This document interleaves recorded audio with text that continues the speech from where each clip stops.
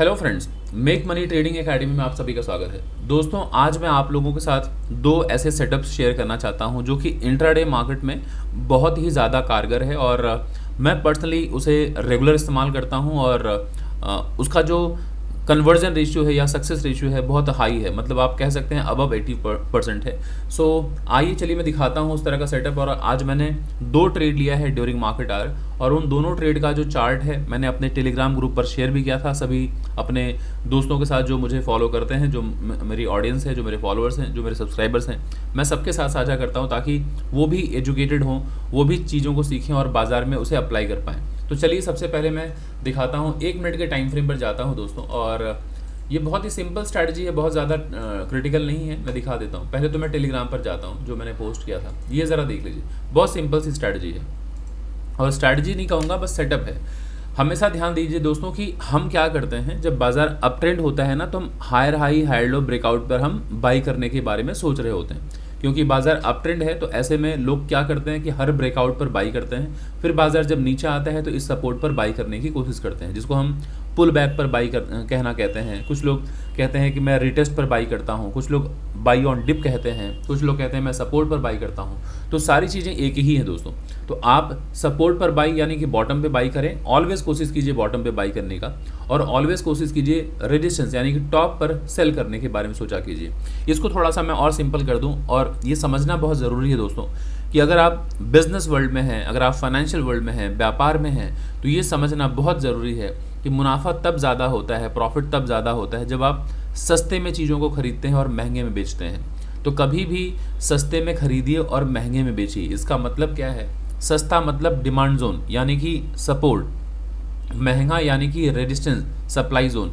तो जब भी आप बाई करना चाहते हैं तो हमेशा बॉटम पे बाई करना चाहिए आपको, है ना, यानी कि सपोर्ट के पास, एक्सक्यूज मी। और जब भी सेल करना है तो रेजिस्टेंस के पास सेल करना चाहिए। तो ऐसे में क्या होता है, जब बाजार ऐसे ऊपर जाता है ना और यहाँ से इतने नीचे आने के बाद लगातार, मैंने ऐसे सिंपल ड्राइंग बनाया है, लेकिन बाजार ऐसे हायर हाई बनाया, हायर लो बनाया, और ऐसे करते करते कई बार बाजार ब्रेकआउट होता है, मतलब हायर लो हायर हाई बनाते बनाते ये पिछले हाई को ब्रेकआउट करता है। तो लोगों को लगता है कि अप ट्रेंड तो स्टार्ट हो गया, ये ब्रेकआउट हो गया, बाई कर लेना चाहिए। ये गलती हमें कभी नहीं करनी चाहिए। ऑलवेज बाइंग कब होनी चाहिए? जब बाजार ऐसे ऊपर चला जाए, बाजार नीचे आया तो यहाँ पर बाई होनी चाहिए। और अगर बाजार यहाँ पर पहुँच रहा है इस जगह पर, तो वेट कीजिए कि यहाँ एक कंसोलिडेशन हो, उसके बाद ब्रेकआउट हो, तब ही बाई करना चाहिए। लेकिन अगर आप हर दिन 100 क्वांटिटी बाई कर रहे हैं, फॉर एग्जांपल 100 क्वांटिटी बाई कर रहे हैं, तो यहाँ अगर आप ट्रेड ले रहे हैं तो अगेन ये महंगा प्राइस है, यानी कि सप्लाई जोन है, यानी कि रेजिस्टेंस है। तो यहाँ पर आपको तब बाई करना चाहिए जब कंसोलिडेशन होने के बाद ब्रेकआउट हो, तब बाई कीजिए। लेकिन अपने 50% क्वांटिटी के साथ बाई कीजिए, क्योंकि ये ट्रेड थोड़ा रिस्की हो सकता है। लेकिन अगर ये कंसोलिडेशन ना हो तो कृपया बाई मत करें। ऐसे अगर ब्रेकआउट हो रहा हो एक बार में तो बाई मत करें। वेट कीजिए कि जब बाजार ऐसे ऊपर चला जाए, हायर हाई हायर लो, और एक बार में ब्रेकआउट अगर हो जाए तो इस लेवल यानी कि पिछला जो स्विंग हाई है, यहाँ अलर्ट रहिए। जैसे ही बाजार यहाँ से ऊपर आके हायर लो बनाया, अब अक्सर लोग क्या गलती करते हैं, जैसे हायर हाई बनाया, हायर लो बनाया, हायर हाई बनाया, हायर लो, जैसे ही इस सपोर्ट के पास आया लोग बाई कर लेते हैं। वेट कीजिए, अगर ये लोअर हाई बनाया, पिछले हाई को नहीं तोड़ा और ये ब्रेकडाउन हुआ, आप यहाँ पर सेल साइड का ट्रेड प्लान कर सकते हैं और ये बहुत ही बेहतरीन ट्रेड होता है। यहाँ अगर आपने सेलिंग का प्लान किया तो आपका टारगेट यानी कि ये जो स्विंग लो है इस जगह तक आपका टारगेट होना चाहिए, क्लियर। तो इस तरह से आपको सेल साइड का ट्रेड प्लान करना चाहिए। ये बहुत ही एक बेहतरीन सेटअप है। तो जब भी आप मार्केट आवर में आते हैं, किसी भी चार्ट को देखिए, किसी भी इंस्ट्रूमेंट को देखिए, सो ये बहुत ही हाई प्रोबेबिलिटी वाला सेटअप है। सो आप इसे इम्प्लीमेंट कर सकते हैं, बाजार में इसे ट्राई कर सकते हैं और आप बैक टेस्टिंग कीजिए, आप क्रॉस चेक कीजिए, करके देखिए कि कितना रिवॉर्ड मिलता है, कितनी बार आप सक्सेसफुल हो रहे हैं। एक तो ये सेटअप हो गया। दूसरी बात, कभी बाजार ऐसे लोअर लो बनाए, लोअर हाई बना के एक बार में प्रीवियस स्विंग लो तोड़े तो कृपया सेल मत कीजिए।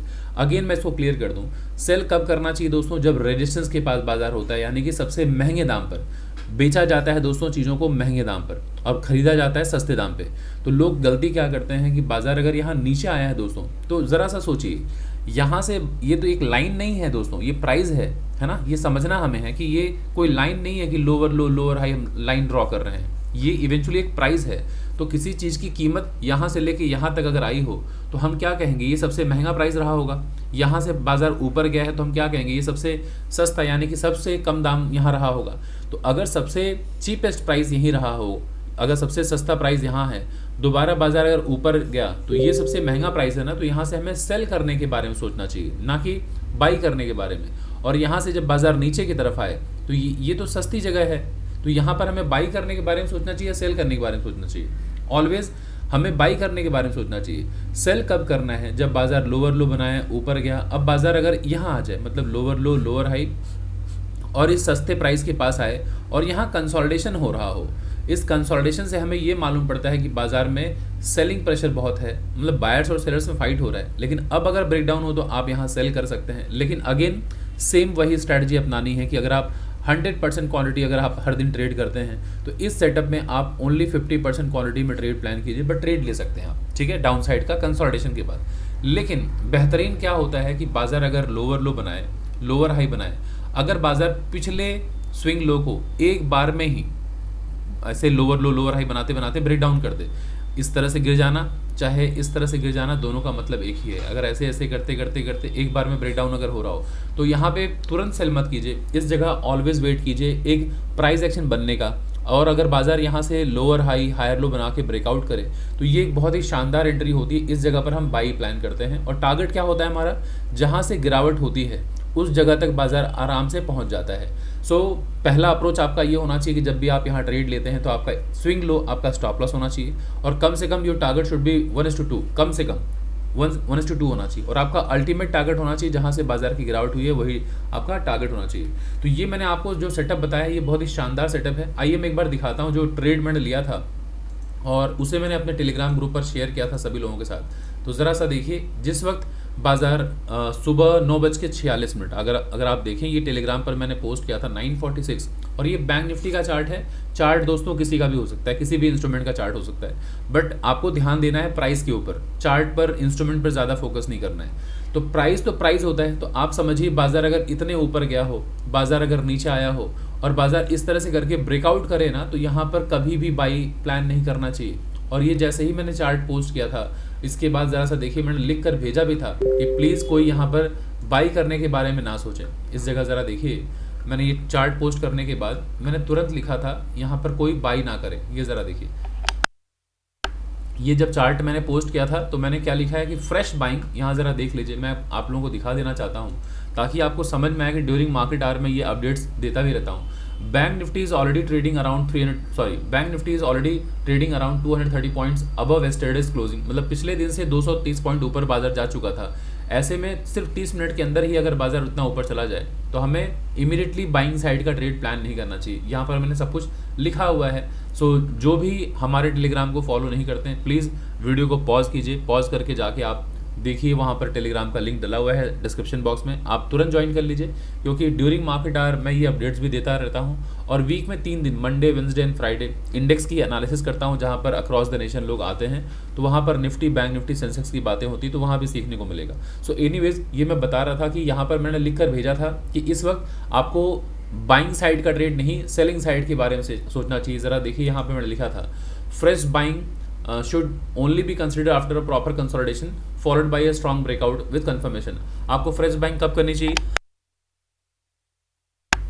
फ्रेश बाइंग कब करनी चाहिए? जब ब्रेकआउट हो कंसोलिडेशन के बाद, तब बाई करना चाहिए। अदरवाइज यहाँ पर सेलिंग अपॉर्चुनिटी बहुत ही शानदार बन सकती है, तो इस जगह पर अलर्ट रहना चाहिए सेलिंग के लिए। तो ज़रा सा देखिए, ये मेरा ट्रेड था सेल साइड का, देख पा रहे हैं, ये मेरा फर्स्ट ट्रेड था। और जैसे ही बाजार इतने ऊपर जाए, फिर बाजार अगर नीचे आए, और मैं इसे एक बार में ड्रॉ कर देता हूँ ऐसे करके, हायर हाई, देन बाजार आया हायर लो, फिर बाजार ब्रेकआउट करे तो बस बाई कीजिए, मैं कहता हूँ, है ना। लेकिन यहाँ से लेके यहाँ तक जो जाना है वो ऐसे ऐसे भी गया है, तो मतलब एक बार में बाजार ऊपर गया ना। तो ऐसे में ऑलवेज अलर्ट रहिए कि ये जो स्विंग हाई था इसे ब्रेकआउट करे तो कृपया बाई मत कर लीजिए, वेट कीजिए। बाजार अगर ऐसे ब्रेकडाउन करे तो यहाँ सेलिंग प्लान हमें करना चाहिए, ऊपर का स्टॉप लॉस आपका होना चाहिए और टारगेट कहाँ तक होना चाहिए, जहाँ से ब्रेकआउट हुआ है कम से कम वहाँ तक का हमारा टारगेट होना चाहिए। ठीक है, ब्रेकआउट का क्या मतलब हो गया, जब बाजार यहाँ से नीचे आया था, ये रेड कैंडल ब्रेकआउट यहीं से हुआ ना, जब बाजार नीचे आया, लोअर लो लोअर हाई लोअर लो आया। अभी जब ब्रेकआउट मतलब रेड कैंडल का हाई जैसे ही टूटा हो तो बाजार जब नीचे गिरता है तो फर्स्ट टारगेट हमारा ये होता है। अगेन जब बाजार नीचे की तरफ आ रहा हो और ये स्विंग लो टूट जाए, तो अब ज़रा सा देखिए डायग्राम कैसा है, ऐसे ऐसे ऐसे हो जाएगा। तो लगातार अगर एक बार में गिरे तो ये स्विंग लो हमें ध्यान देना है कि एक बार में ब्रेकडाउन होने पे सेल नहीं करना चाहिए। यहाँ पे अगर बाजार इस तरह से ब्रेकआउट अगर हो तो बाई करना चाहिए। तो ज़रा सा देखिए, ये मैंने पोस्ट किया था कि बाज़ार कितने बजे 10:03 पे मैंने पोस्ट किया था कि बाज़ार एक इंपॉर्टेंट सपोर्ट के पास है, तो यहाँ अलर्ट रहिए। अगर बाज़ार यहाँ से ऐसे करके ब्रेकआउट होता तो यहाँ से बाइंग होती है, जहाँ से ब्रेकडाउन हुआ है वो कम से कम एक टारगेट होता। लेकिन बाज़ार अगर ऐसे ऐसे ब्रेकडाउन कर दे तो सेल मत कर दीजिएगा, बाज़ार काफ़ी ऊपर से नीचे गिर रहा है। तो ऐसे सपोर्ट के पास बाज़ार अगर ऊपर की तरफ जाए तो एक अच्छी अपॉर्चुनिटी होती है बाइंग साइड की। तो ज़रा सा देखिए, जब यहाँ पे चार्ट था, प्राइस था, तब मैंने 10:06 पर पोस्ट किया था कि बाज़ार एक इंपॉर्टेंट सपोर्ट के पास खड़ा है। तो इस जगह अगर कोई ब्रेकआउट अगर हो तो हमें रिस्क लेना चाहिए। स्टॉप लॉस छोटा सा है, रिवॉर्ड कहाँ तक है दोस्तों, जहाँ से ब्रेकडाउन हुआ है वहाँ तक बाज़ार पहुँच सकता है ना। तो ज़रा सा देखिए, इसके बाद मैंने ये सारे सेटअप्स वगैरह, ये ज़रा देखिए, मैंने ट्रेड यहाँ पे लिया था, 1:3 का टारगेट था। इस जगह पर ट्रेड प्लान कीजिए, यहाँ पर स्टॉप लॉस प्लान करना चाहिए और आपका कम से कम यहाँ तक का टारगेट होना चाहिए। बट 1:2, 1:3 जो भी आपको लगे, मैंने इस जगह पर निकाल लिया है टारगेट, बट ये आपका अल्टीमेट टारगेट होना चाहिए। क्लियर। सो ये ज़रा सा देखिए, मैं आपको दिखा देता हूँ। ये सारे सेटअप मैंने इस तरह से ड्रॉ करके भेजा था ताकि लोगों को समझ में आ जाए किस तरह से बाइंग सेलिंग करनी चाहिए। उसके बाद ज़रा सा देखिए, ये मैंने पोस्ट किया है, यही अल्टीमेट टारगेट होना चाहिए। बाजार पहुँच गया वहाँ तक, तो ये एक बहुत ही हाई प्रोबेबिलिटी विनिंग वाला ट्रेड है, सेटअप है। तो हमें इसको आजमाना चाहिए, इसे इम्प्लीमेंट करना चाहिए। और अगर आपको डाउट हो तो आप बैक टेस्टिंग कीजिए।